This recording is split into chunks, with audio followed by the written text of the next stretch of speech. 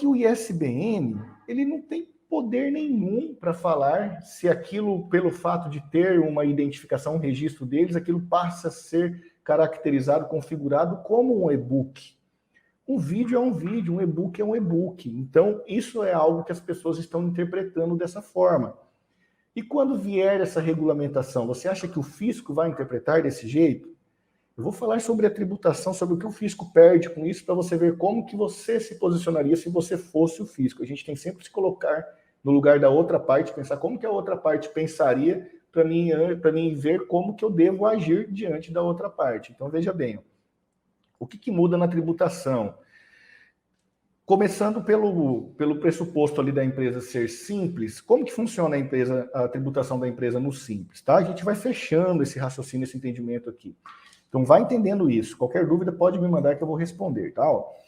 Uma empresa do Simples, por exemplo, que ela está no seu segundo... Eu estou dando um exemplo aqui, tá? Então, a empresa está no seu segundo mês de faturamento. Primeiro mês ela foi lá, meteu um 6 em 7, pôs 100 mil para dentro.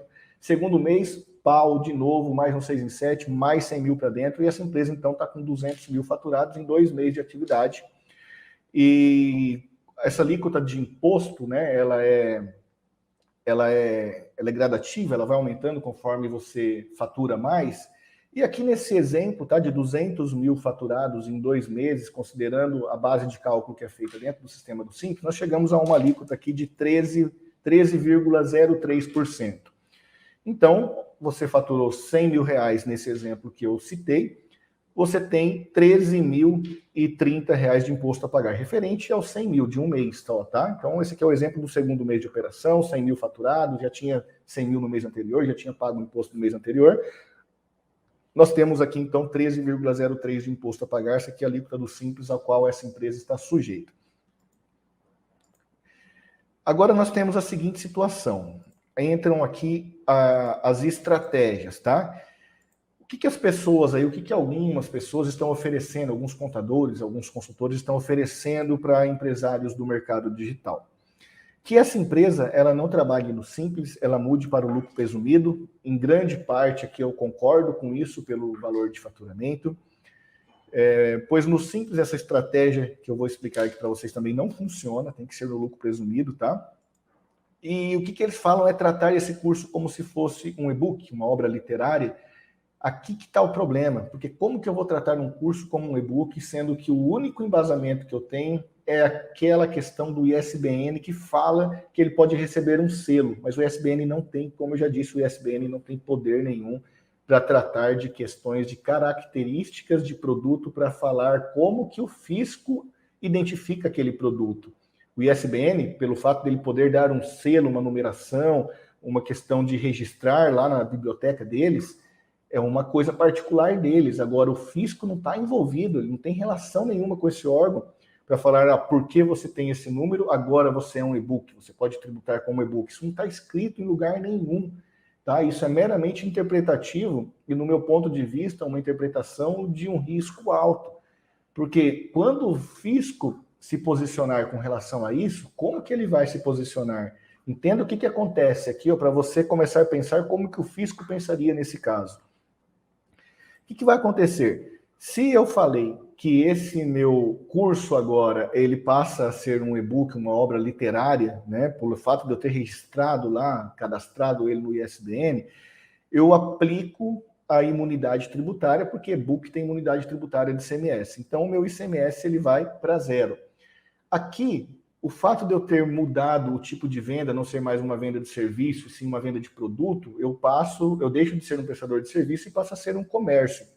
Então, eu não tenho mais ISS. O ISS chega a alíquotas de 5%. Eu zero essa alíquota, ou seja, o município, a prefeitura não recebe mais nada de mim.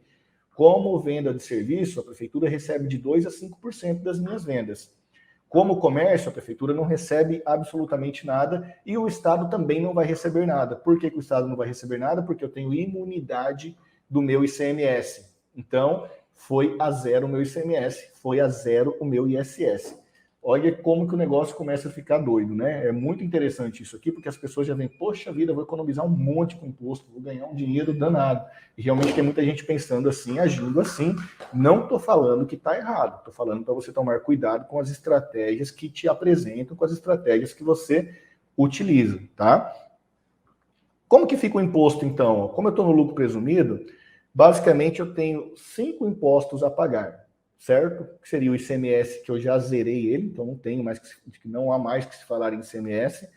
Eu tenho PIS com alíquota de 0,65%, eu tenho COFINS com alíquota de 3%, eu tenho o imposto de renda de alíquota de 1,2% e eu tenho mais a contribuição social com alíquota de 1,08%. Eu já joguei a alíquota cheia direta aqui, pessoal, porque nós temos uma presunção, uma questão técnica para tratar aqui, que eu não vou entrar nesse assunto com vocês, não é o objetivo desse vídeo, tá?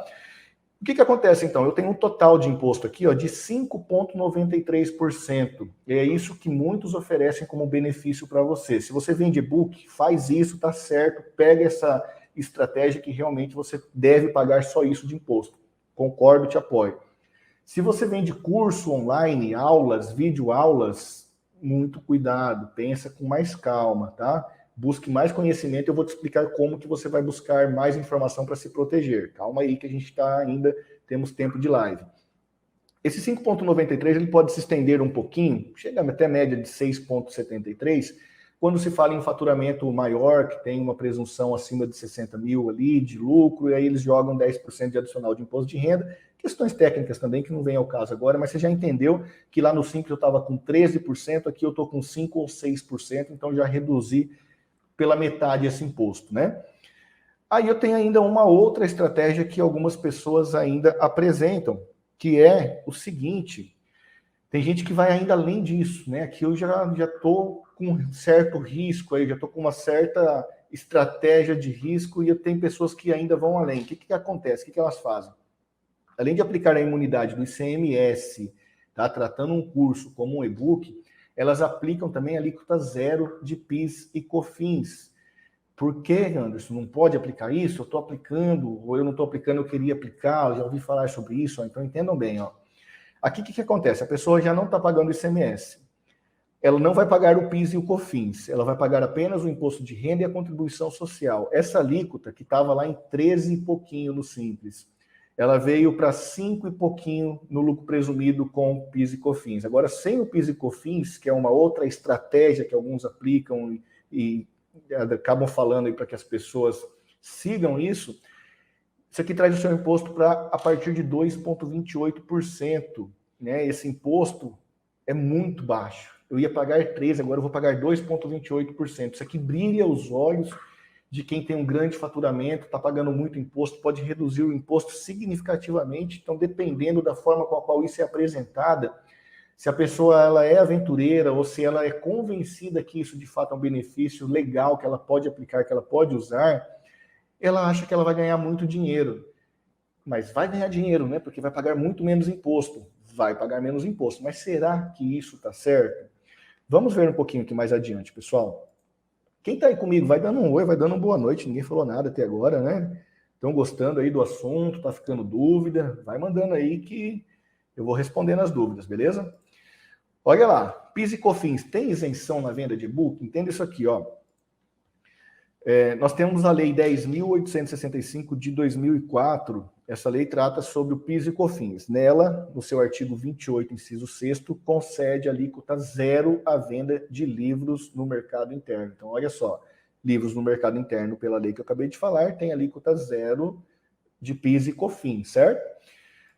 Então, com base no posicionamento dessa lei, alguns começaram a questionar se o pagamento de PIS e COFINS também seria devido aos e-books. O e-book também, então, tem alíquota zero para PIS e COFINS, visto que a lei fala em livros e o STF equiparou livros aos e-books, tá, pessoal? O STF comparou livros aos e-books, certo? Ocorre que essa mesma lei 10.865, ela afirma que a alíquota zero para a venda de livros só acontece para aqueles que estejam de acordo com o conceito de livro dado pela outra lei aqui, a lei 10.753 de 2003, no seu artigo 2º. Essa lei ela é chamada de Lei do Livro, que instituiu a Política Nacional do Livro. Isso existe, né? Parece meio doideira aí, mas isso aí existe, tá? E no artigo 2º dessa lei é definido que o livro, é definido o que é o livro.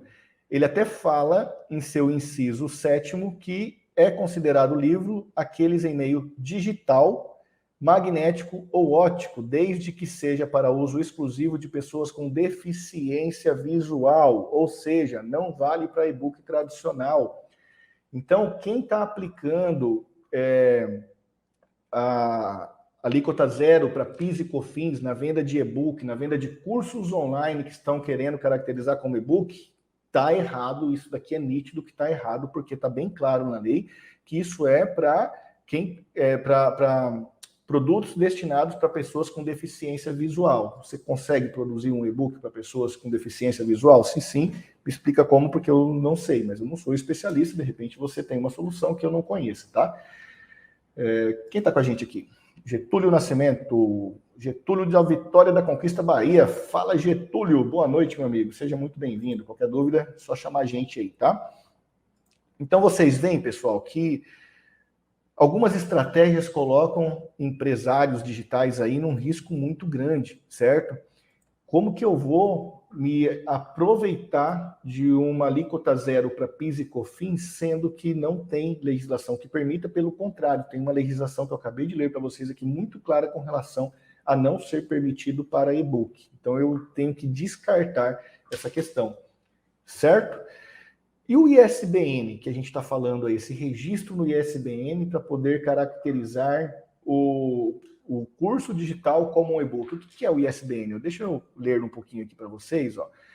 O código ISBN ele serve para identificar e individualizar livros segundo título, autor, país, editora e número de edição. Ele é encontrado em publicações que não têm periodicidade e são feitas apenas uma única vez, mesmo que existam várias edições. A sigla ISBN representa o nome International Standard Book Number, o que significa, em uma tradução livre, algo como Padrão Internacional de Numeração de Livro. Ou seja, ele seria um código identificador da obra, tendo a mesma utilidade que, por exemplo, o RG e o CPF, os quais também são sequências de números em forma de códigos que servem para identificar pessoas. Por mais que o ISBN não seja obrigatório, ele confere autoridade e credibilidade à obra, uma vez que ele a reconhece internacionalmente. Vocês viram o que é o ISBN? Vocês viram que ele não tem bulufas nenhuma a ver com questão de caracterização de curso em livro ou com relação à tributação menor de um curso com uma numeração de ISBN? Então não está escrito isso em lugar nenhum. Vocês podem revirar o manual do ISBN, vocês podem revirar qualquer legislação referente a publicações dos tribunais, as consultas feitas junto à Receita Federal, Estadual, Municipal, você não vai ver ninguém falando que uma numeração de ISBN em um curso online dá a ele o direito de ser caracterizado como um e-book. Não faz sentido, tá, pessoal? Então, mas muito cuidado mesmo com isso. A diferença de imposto que seduz os empresários, muitos empresários são seduzidos, essa é a palavra, né? Ele é seduzido pela redução significativa de imposto. Os exemplos dados ali, ó, em 2 meses de faturamento de 100 mil cada um, no Simples nós temos R$13.030 de imposto. No lucro presumido, aonde tem-se sim a possibilidade de termos de fato um e-book sendo vendido com imunidade de ICMS, mas pagando o PIS e COFINS, porque nós já vimos ali que não é devido a alíquota zero para eles. Então nós temos ali uma alíquota de 5,93, eu já saio de 13.030 para pagar 5.930. E eu tenho a estratégia de alguns aí mais audaciosos, né, que arriscam mais, que acreditam que não vai ter problema, que acreditam que quando vier uma regulamentação vão entender isso e não vão incomodar, digamos assim. Utilizam ainda como se o PIS e COFINS fosse alíquota zero e tributam com apenas 2,28%. Então, olha a diferença. No Simples, 13 mil, no lucro presumido com alíquotas de PIS e COFINS, 5.900, no lucro presumido com imunidade de ICMS, PIS e COFINS, 2.280. Então, mais de 10 mil de redução de imposto. Quem que não se sente seduzido por ter uma redução tão significativa assim, né? Isso é muito tentador. Agora, é seguro? É regulamentado, pessoal? É exatamente isso que nós falamos, né? Então eu vou dar uma sugestão aqui para você. Eu não estou falando que está certo, não estou falando que está errado, estou falando que é interpretativo, pois não há uma regulamentação. O fato de PIS e COFINS ser considerada alíquota zero, eu acho sim que esse é um erro por conta de que nós já vimos ali que para e-book nós temos que ter a questão do deficiente visual. Então é difícil, né? A gente vem, às vezes a gente até muda o posicionamento por entender mais a lei. Quando não tem regulamentação, tem que ter interpretação, a gente vai fazendo reuniões com jurídico, a gente vai fazendo reuniões com pessoas que também são da área. Às vezes a gente pode sim mudar um pouco a opinião, pode mudar um pouco a ótica do negócio. Então não é porque não pode ser assim, que nunca vai poder. Não, a gente pode estudar, analisar, identificar, ver se houve novos pronunciamentos, né, novas instruções normativas, novas regulamentações, porque essas coisas mudam o tempo todo. Cabe a nós, como no papel de contador, consultor, como especialistas dentro do mercado, estarmos sempre cercados de informações, de pessoas que entendem, sabermos aonde buscar as informações em primeira mão. Como eu falei para vocês há pouco, que o Hotmart, já não tem mais limite de saque de R$ 1.900. É uma notícia de primeira mão. A gente teve essa notícia porque a gente está em contato direto, a gente está sempre ali pesquisando, entrando na plataforma, analisando os nossos produtos que também estão lá e buscamos e conseguimos essa informação, tá? Então, uma sugestão inteligente para vocês, olha só. Vocês precisam agregar ao curso, se vocês são vendedores de curso, tá? Agreguem ao curso de vocês material didático ali relevante, como e-books, apostilas, e, se possível, enviar esses materiais impressos também para o cliente, para mostrar que tem o papel, tem o produto ali em si, né, o negócio físico que você pode pegar, pelo menos terá a opção para que o cliente possa solicitar o material nesse formato, certo? E aí sim você vai ratear inteligentemente esses valores e tributar parte como produto, parte como serviço. O que você precisa saber, pessoal? O que vocês precisam saber aí para fazer as coisas de forma correta, tá? Cuidado com promessas milagrosas. Vamos bater um papo bem real aqui, olho no olho. Cuidado com promessas milagrosas, gente. Não existe milagre, não existe coisa fácil, não existe coisa que te traz resultados absurdamente extraordinários e fora da realidade. Certo? Existe planejamento tributário que pode sim te ajudar a reduzir custo, pode sim te ajudar a reduzir impostos a pagar, mas vamos fazer isso com consciência, tá? Quando a pessoa sai de um 13% para um 2%, é muita coisa, então eu preciso ter uma prova real que isso é verdade. Eu não posso simplesmente me deixar levar, me deixar ser seduzido pelos números apresentados e achar que aquilo está tudo certo. Aí vem a pessoa falando que o fato do ISBN, só isso por si só, o que o ISBN me garante? Onde que está escrito isso? Me mostra, eu quero ver. Então seja mais radical nas tomadas de decisões, seja mais radical no momento da pessoa te convencer com provas concretas. Mas a gente, que eu ouço falar muito, a pessoa está num grupo de mastermind, aí alguém ali já fez isso, está fazendo, fala, mas grandes players do mercado faz. Aí os caras acham que porque grandes players faz, não tem problema, tá tudo seguro. Gente, pelo amor de Deus, né? Não sejamos inocentes, pelo amor de Deus. Se grandes players faz, deixam de fazer, se de fato fazem, você não sabe nem se isso é verdade, se é mentira, não acredite só no que você está ouvindo, acredite naquilo que você vê, certo? O que nós trabalhamos aqui com os nossos clientes, a gente fala para ele fazer com certeza aquilo que nós temos o embasamento e nós apresentamos esse embasamento para ele, explicamos, detalhamos, fazemos ele entender, aí ele decide. Se não tem embasamento e ele quer fazer, cara, risco é teu. Se der bosta esse negócio aí, se der ruim, e aí? O que você vai fazer depois? Será que compensa? A gente trabalha com um processo de conscientização também. Porque tem risco que não compensa você correr. Às vezes você está na tua casa dormindo tranquilo, amanhã você acorda com uma bomba que explodiu, a Receita Federal te notificou, está te cobrando um monte de coisa agora com juro, com multa, sem possibilidade nenhuma de você se beneficiar de algum tipo aí de redução de base de cálculo, ou se beneficiar de um regime tributário que te traz uma alíquota menor. Então, faça aquilo que você tem certeza, tá? Não faz porque grandes players fazem, ou porque o grupo do Mastermind falou que assim é melhor, ou falaram que o fulano lá é milagroso e traz um imposto de 15%, 20% para 2%. Toma muito cuidado. Quando o milagre é muito grande, eu não sei como que é um ditado, mas tem alguma coisa que fala assim, a gente precisa desconfiar, tá bom?